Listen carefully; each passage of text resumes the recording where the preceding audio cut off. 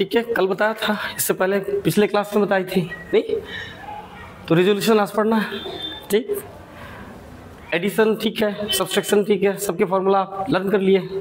ठीक है, कुछ क्वेश्चन प्रैक्टिस कर लिए हो, मैं मानता हूँ कुछ क्वेश्चन प्रैक्टिस है आपको। ठीक, नहीं रिजोल्यूशन से डरना नहीं है, रिजोल्यूशन बहुत आसान है, बस एक बार सीखने की ज़रूरत है। ठीक, पहले हम 2D में सीखेंगे, उसके बाद 3D में सीखेंगे। ठीक है, रिजोल्यूशन ऑफ अ वेक्टर। चलिए स्टार्ट करते हैं रिजोल्यूशन ऑफ अ वेक्टर। मैंने आपके लिए लिख रखा है। ठीक है, क्या है रिजोल्यूशन ऑफ अ वेक्टर?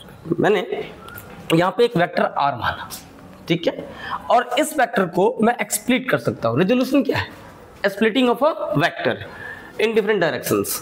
तो मैंने इस वेक्टर को मैंने 2 डायरेक्शन में एक्सप्लिट किया है। कैसे एक्सप्लिट करते हैं? पहले तो डेफिनेशन, वो क्या कहता है? Resolution of a vector, it is the process of splitting a vector into 2 और मोर वेक्टर्स। 2 और मोर वेक्टर्स, एक वेक्टर है तो मैंने 2 वेक्टर्स में इसको एक्सप्लिट कर दिया है। 2 और more vectors in such a way that their combined effect is the same as that of the given vector. ठीक है, फिर से, it is the process of splitting of a vector. इसमें दिक्कत, एक्सप्लिट कर दूं मैं, एक वेक्टर मेरे पास दिया हुआ है उसको मैं तोड़ूं। ठीक है, स्प्लिटिंग में क्या तोड़ना। ठीक है, एक्सप्लिट कर दिया। It is the process of splitting of a vector into 2 और more vectors in such a way that their combined effect is the same as that of the given vector. मेरे पास एक गिवन वेक्टर आ रहा है। ठीक है, the vectors into which the given vector is splitted are called component vectors। क्या है? component vector, आपको ध्यान रखना है, component vector। A component of a vector in any direction gives a measure of the effect, gives the measure of the effect of the given vectors in that directions. The resolution of a vector is just opposite to the process of vector addition। आपने क्या करा था? Vector addition क्या करता? Vector A लिया, vector B लिया, नहीं, उनकी बीच की एंगल थीटा थी। आपने क्या करा? एक को लिखा, वेक्टर ए को, वेक्टर बी को इसके हेड से खींचा उसके प्रॉपर डायरेक्शन में, और एक मलादे रिजल्टेंट हो गया।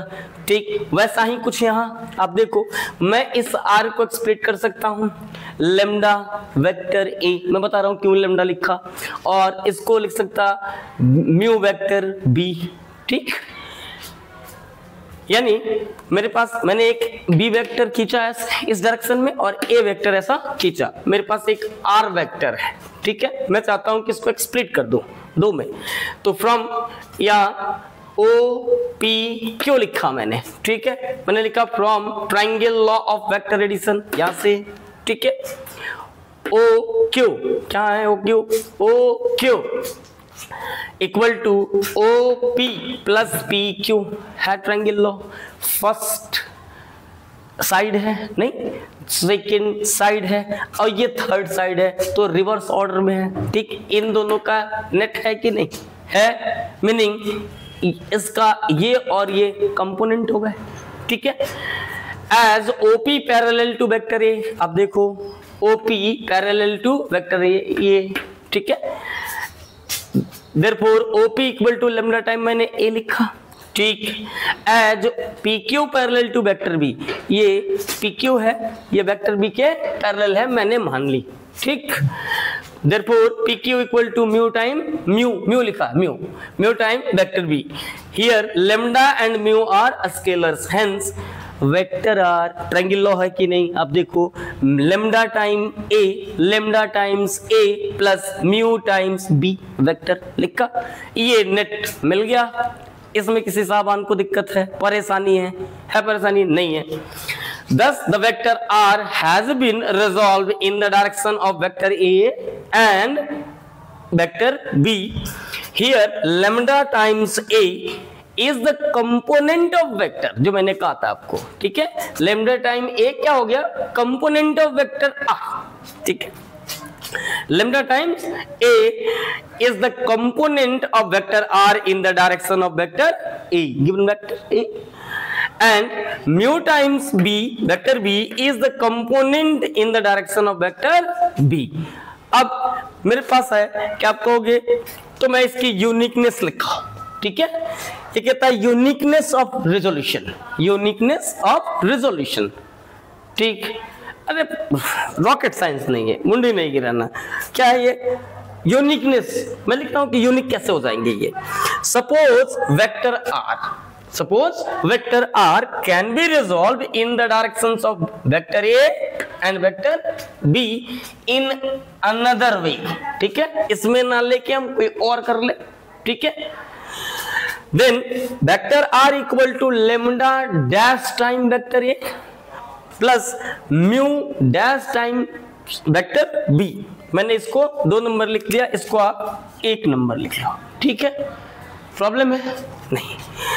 From equation 1 and 2 we have, ठीक, मैं इसको अनदर वेक्टर, तो वही वेक्टर, ये रिजल्टेंट वेक्टर इसमें लिखा या किसी और वे में लिखा तो वो वेक्टर तो वही होगा, आर ही होगा ना। तो मैंने दोनों को इक्वल कर लिया, ये आर वेक्टर और ये आर वेक्टर। अब देखो लेफ्ट हैंड साइड बराबर है तो राइट हैंड साइड बराबर होगी कि नहीं, तो उससे मैंने लिया है। ठीक, तो lambda times vector A plus mu time vector B equal to lambda dash time vector A plus mu dash time vector B. अब मैं इसको इस साइड लाया, नहीं, क्लासमेट को क्लासमेट के साथ रख दिया, नहीं। अब क्या हुआ, lambda minus lambda dash times vector A equal to mu dash, ये उस साइड ही है, नहीं, तो mu dash minus mu times vector B. अब आप बताओ, ये नॉन जीरो वेक्टर्स हैं। वेक्टर आप लिख दो completely, vector A and vector B is non zero vector, non zero vectors, ये दिया है गिवन, ये जीरो नहीं है, मतलब नल वेक्टर नहीं है।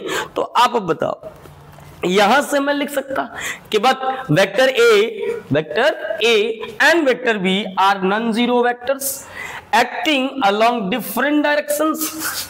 The above equations is possible only if lambda minus lambda dash equal to 0 होना चाहिए and mu dash minus mu equal to 0 होना चाहिए। तो यहाँ से क्या दे रहा है, that imply lambda equal to lambda dash and mu dash equal to mu, meaning hence there is one and only one way in which a vector R can be resolved in the directions of the vectors A and vector B।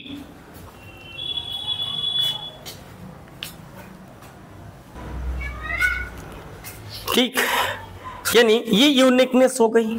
ठीक, लिख दिया मैंने, hence there is one and only one way in which a vector R can be resolved in the directions of vector A and vector B। ठीक है, यानी ये lambda minus lambda dash equal into vector A लिखा था equal to mu dash minus mu, अच्छा vector, अरे arrow had ये understood है, आप यहां से ले आए हो तो इसको क्या लिख सकते हो, ये वेक्टर B नहीं दिख रहा, वेक्टर बी।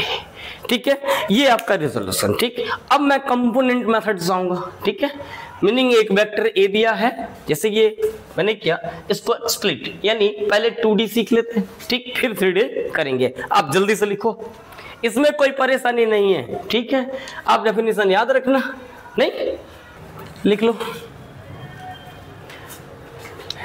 लिख लिए, मिटाओ इससे,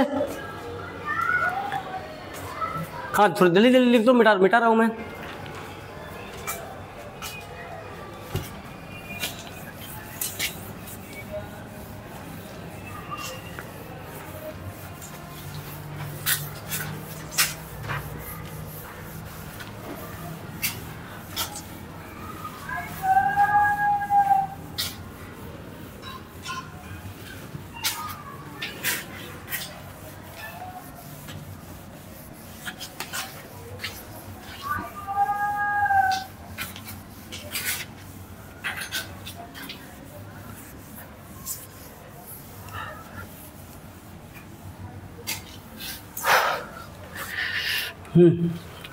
रेजोल्यूशन ऑफ अ वेक्टर, यानी कंपोनेंट ऑफ अ वेक्टर। आप लिख सकते हो कंपोनेंट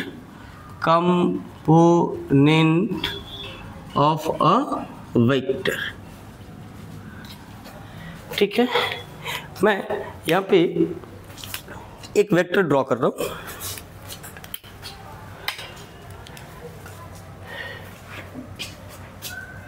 पहले मैं एक्सेस ड्रॉ कर लूँ। एक यहाँ पे मैंने एक्स एक्सेस खींची और यहाँ वाई एक्सेस खींची। पहले 2D में कर लेते हैं, फिर 3D में कर लेंगे। ठीक है, यहाँ मैंने एक वेक्टर ड्रॉ किया, ए वेक्टर। ये एक्स एक्सिस है और ये वाई एक्सिस है। ये एक्स एक्सिस से जो वेक्टर ए एंगल मेट कर रहा है मैंने माना थीटा। तो ये वाली एंगल कितनी हो गई? ये 90 माइनस थीटा। मैंने क्या किया, मैंने इसे एक पॉइंट मान ली P और यहाँ से एक परपेंडिकुलर मैंने एक्स एक्सिस पे ड्रॉ कर ली और एक वाई एक्सिस पे ड्रॉ कर ली। ठीक है, इसको लिख दिया M और इसे लिख दिया N। ये है O।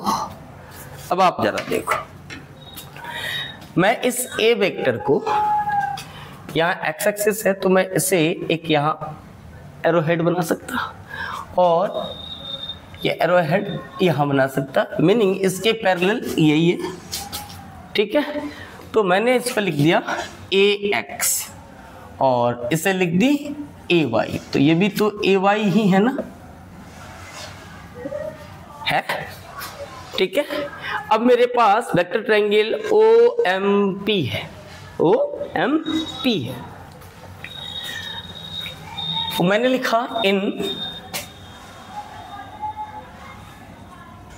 Vector triangle OMP। आप देखो यहाँ पे मैं लिख सकता हूँ OP vector equal to OM vector plus MP vector, PM vector नहीं, उल्टा MP वेक्टर। ठीक है, आप इसको ऐसे लिख सकते हो OP vector equal to OM पर क्या मैं लिख दूं इसको AX। आप चाहो तो ऐसे वेक्टर, मैंने एरो हेड लगाई और यहाँ पे AY एरो हेड लगाई।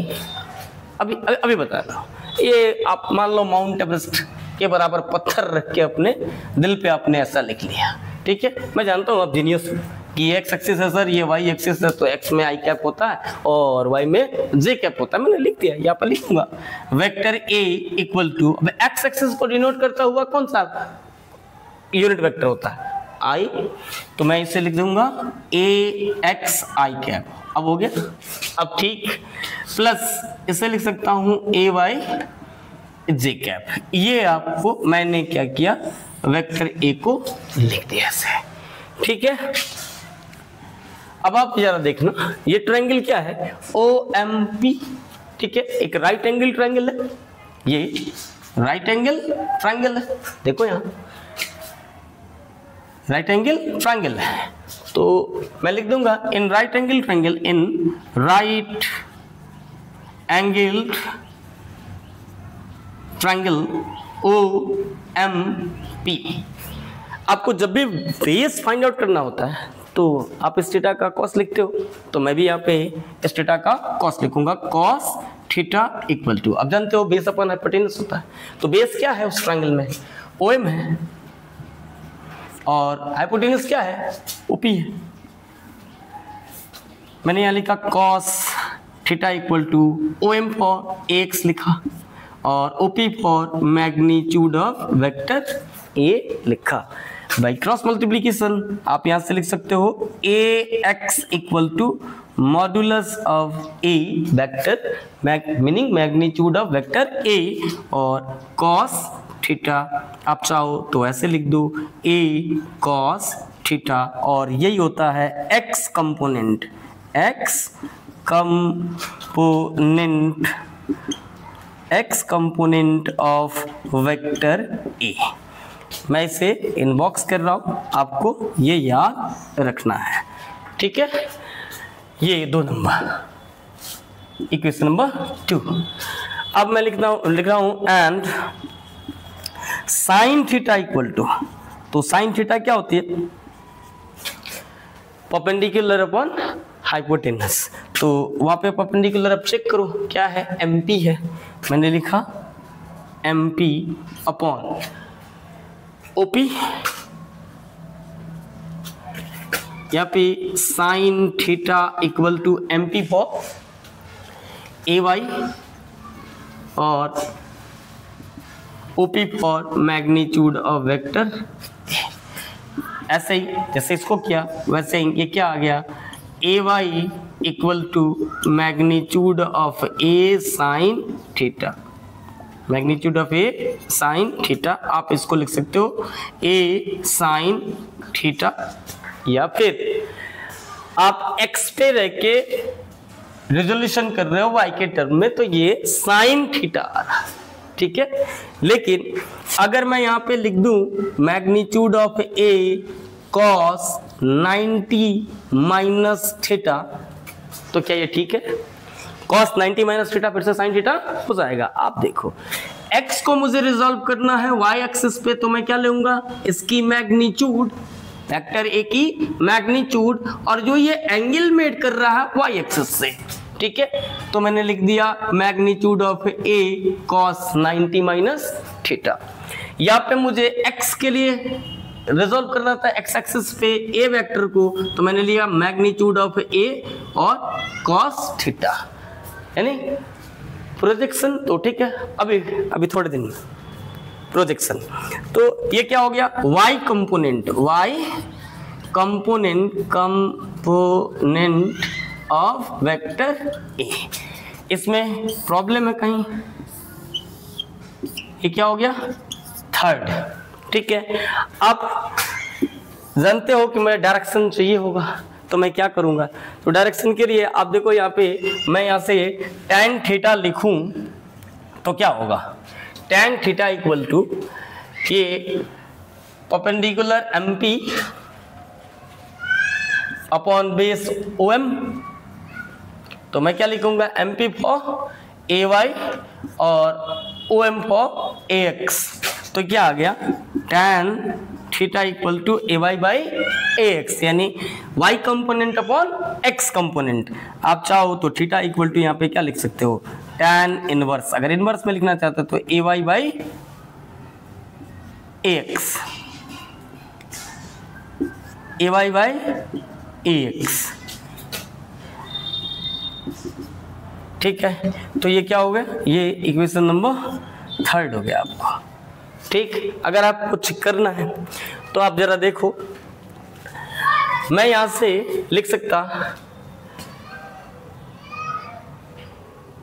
ये जो आप पहले से छोटे बच्चे से पढ़ के आए, क्या पढ़ के आए, आप पढ़ के आए पाइथागोरस थ्योरम।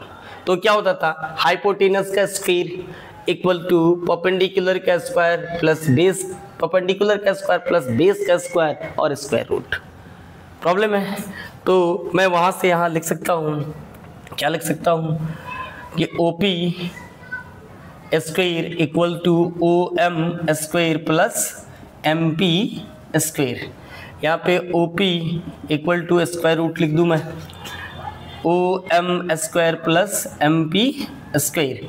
यहाँ आप देखो OM स्क्वायर क्या है, OM AX स्क्वायर है plus MP, OM AX square है, माना OM AX है तो OM स्क्वायर AX स्क्वायर, तो ये क्या हो जाएगा MP AY होल स्क्वायर लिख दूं मैं। तो यहाँ से क्या लिखूंगा मैं, AX for A cos theta whole square, और यहाँ पे A sine theta whole square.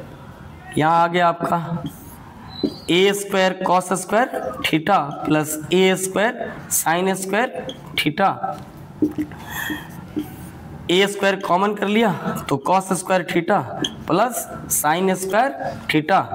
अब आप देखो यहाँ पे ये आपका प्यारा सा फॉर्मूला है cos square theta plus sin square theta, तो ये क्या हो गया a स्क्वायर इंटू 1। आप OP लिख रहे हो तो OP क्या है, मैग्नीट्यूड ऑफ वेक्टर a ही तो है, ठीक है। तो आप देखो magnitude of vector a equal to a आया कि नहीं, ठीक है। यानी आपको एक फॉर्मूला यहां मिल गई, क्या मिला कि अगर आप मॉडुलस ऑफ वेक्टर a लिख रहे हो, नहीं तो आप क्या लिखोगे यहाँ पे x कंपोनेंट का स्क्वायर प्लस y कंपोनेंट का स्क्वायर, ठीक है। 1 2 3 4 और ये आप फिफ्थ लिख सकते हैं, ठीक है। इसमें कहीं परेशानी है नहीं है, ठीक है, तो जल्दी से लिखो। ठीक है, इसमें ये tan जो मैंने लिखा है यानी tan theta equal to A Y by A X, ये 2D में ये 2D होगा तभी होगा tan theta equal to A Y by A X, ठीक है। यानी ये tan थीटा मीनिंग क्या, स्लोप है, तो इसमें 2D में आपको स्लोप होगा लेकिन 3D में डायरेक्शन कोसाइन होगी, ठीक है। ये कर लो तो मैं डायरेक्शन कोसाइन आपको बताता हूँ, ठीक है। पहले इसकी एडिशन 2D वाली एडिशन, इसके सब्सट्रैक्शन, उसके बाद आपका 3D और फिर उस 3D में आएंगे तो लिख देंगे, ठीक, बढ़िया। याद रखना होगा 2D में स्लोप, ठीक, 3D में डायरेक्शन कोसाइन। मिटाओ उसको।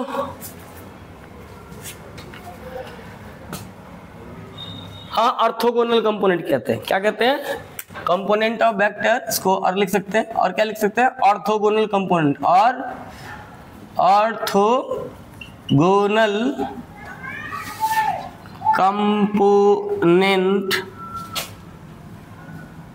कंपोनेंट्स ऑफ अ वेक्टर, ये भी कहते हैं, ठीक है। मिटाओ।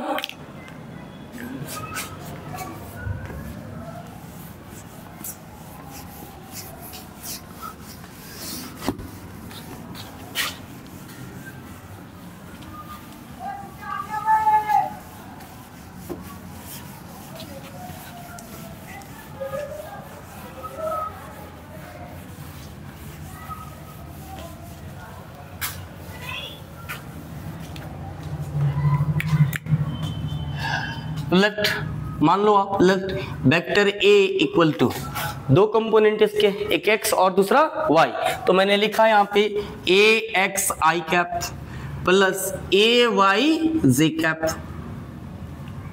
ये है ये j कैप, सबस्क्रिप्ट में लगा है ये y यहाँ पे, and b vector b equal to b x i cap plus b y j cap, ठीक। मैं चाहता हूं कि इसका रिजल्टेंट कैसे लिखूं, क्या हो, क्या करना, तो मैं वैसे ही लिखूंगा जैसे लिखता हूं, vector r equal to vector a plus vector b, add करा इसको।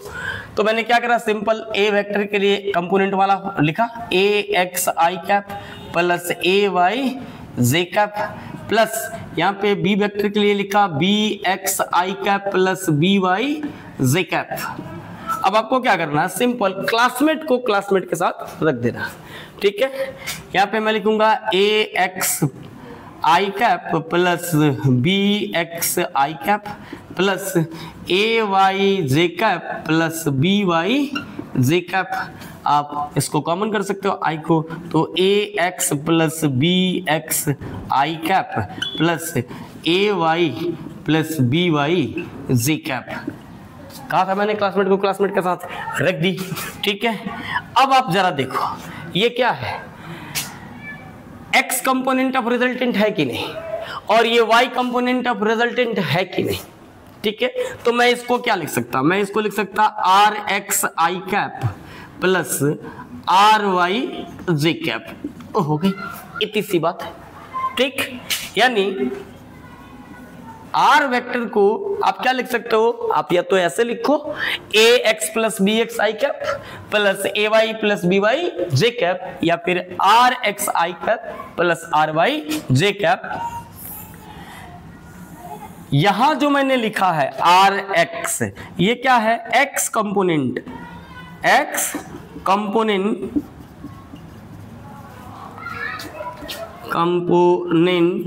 ऑफ वेक्टर आर, यानी ए प्लस बी, एंड मैंने जो आर वाई लिखा है ये क्या है, वाई कंपोनेंट, ये है Y component,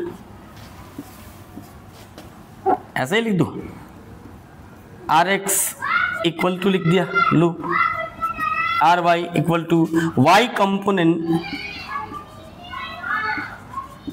of vector R. ठीक है, तो अब आप अगर इसका मैग्नीट्यूड चाहते तो आप क्या करोगे, आप लिखोगे फॉर मैग्नीट्यूड, आप क्या लिखोगे, magnitude of R equal to magnitude of A plus B, यही तो था। नहीं, अब यहाँ पे क्या करोगे, यहाँ पे सीधे सीधे R X square plus R Y square, जो अभी आपको वेक्टर बताया, वेक्टर ए को स्प्लिट करके, एंड डायरेक्शन के लिए क्या लिखोगे, डायरेक्शन के लिए यहाँ पे tan थीटा लिखो, वही थीटा था, तो क्या था, आर वाई यानी Y component by X component, यानी थीटा इक्वल टू डिम्प्लाई थीटा इक्वल टू आप लिख सकते हो tan inverse R Y by R X. परेशानी है? ठीक, तो ये फॉर्मूला आपको लर्न करने पड़ेंगे। आप चाहो तो इसको इनबॉक्स में रख लो, ठीक है, और इसे इनबॉक्स करके रख लो। ये आपके फॉर्मूला है, 1 ये हो गया सेकंड और ये हो गया थर्ड। ठीक, बढ़िया। अब ऐसा ही माइनस वाला होता है, ठीक है, मैं माइनस के लिए क्या लिखूंगा, यहीं पे लिख देता हूं। माइनस के लिए मैं क्या चाहूं, मैं चाहता हूं a माइनस बी, तो ये भी तो एक रिजल्टेंट ही होता है, नेट इफेक्ट। वेक्टर में माइनस प्लस नहीं होता, नेट इफेक्ट होता है, रिजल्टेंट होता है। तो मैंने यहाँ पे आर डैश लिख लिया, यानी मैं यहाँ पे लिखूं आर डैश इक्वल टू, भाई तो यहाँ a माइनस बी लिखूंगा, a के लिए लिखूंगा a X I cap plus a Y J cap plus B X I cap plus B Y J cap. ठीक है, इसके जैसा ही क्लासमेट को क्लासमेट के साथ रख देंगे। यहां पे क्या होगा, a X I cap, sorry यहां पे माइनस था ना, यहां ऐसे आप ब्रैकेट ले लो, minus B X I cap और प्लस है यहां पे, तो मैं लिखूंगा a वाई जे कैप, ये क्या कर देगा, minus B Y J cap. ये आ गया आपका a X minus B X I cap को आप बाहर कर लो, plus a Y minus B Y ये जे कैप, ये सबस्क्रिप्ट में है। ठीक, तो ये क्या हो गया, आर डैश हो गया a माइनस बी। ठीक, तो आप अब फिर से देखो, ये x कंपोनेंट ऑफ रिजल्टेंट है और ये y कंपोनेंट ऑफ रिजल्टेंट है, तो मैं यहाँ पे r डैश इक्वल टू लिख सकता हूं r x dash I cap plus r y dash G cap. यहां प्लस होता, ठीक है, माइनस नहीं होता, तो ये आपके लिए फॉर्मूला मिल गया। आप चाहो तो इसको ऐसे लिख सकते हो, a minus B equal to R dash equal to R X dash I cap plus R Y dash J cap. ये भी देखो, ये भी बता रहा है कि मैं एक नेट रिजल्टेंट हूं, नेट इफेक्ट हूं, तो ये आपका यही क्वेश्चन, प्लस के लिए ये, माइनस के लिए 1 फिर से मिला एक। आप इसको 4 नंबर लिख लो, कोई बात नहीं, ठीक है। अब मैं क्या कहूँ, फिर से इसकी मैग्नीट्यूड के लिए चाहूँ तो a minus B equal to magnitude of R dash ये क्या हो जाएगा, equal to square root X component यानी आर एक्स डैश का square plus R Y dash का स्क्वायर। ठीक है, ये आपका क्या हो गया, मैग्नीट्यूड के लिए फॉर्मूला हो गया। ये क्या है, फॉर मैग्नीट्यूड फिफ्थ। और डायरेक्शन के लिए फिर से मैं लिखूंगा tan, अब इसके लिए थीटा डैश लिख देता हूं। ठीक है, डैश में लिख रहा हूं, थीटा डैश लिख दिया। अब क्या होगा, फिर से y component of resultant by x component of resultant, तो यहाँ पे R Y dash by R X dash, तो यहाँ पे that imply theta dash equal to tan inverse R Y dash by R X dash. ठीक है, इसमें कहीं परेशानी है, ऐसा है किसी को समझ नहीं आया? आया, एकदम आया। क्या करना है, प्लस वाले में प्लस करके लिख देना है, x कंपोनेंट ऑफ रिजल्टेंट लिख देने हैं, y कंपोनेंट ऑफ रिजल्टेंट लिख देने हैं, मैग्नीट्यूड इसके ये वेक्टर इक्वेशन आ गया, इसका मैग्नीट्यूड लिखना है, तो magnitude of r equal to magnitude of vector a plus b equal to square root x component का स्क्वायर प्लस y कंपोनेंट का स्क्वायर। ठीक है, tan थीटा लिख दूंगा, तो क्या लिखूंगा, tan theta equal to y component of resultant by x component of resultant, तो theta equal to tan inverse R Y by R X आ गया। वैसे ही अगर मुझे माइनस में जाना, डिफरेंस में जाना, ये सम हो गया, ये डिफरेंस हो गई, तो डिफरेंस में जाना है, फिर से मैं a वेक्टर को लिखूंगा माइनस b वेक्टर को लिखूंगा, क्लासमेट को क्लासमेट के साथ रख दूंगा, रख दिया मैंने क्लासमेट को क्लासमेट के साथ, तो यहां से i कॉमन कर ली, ये हो गया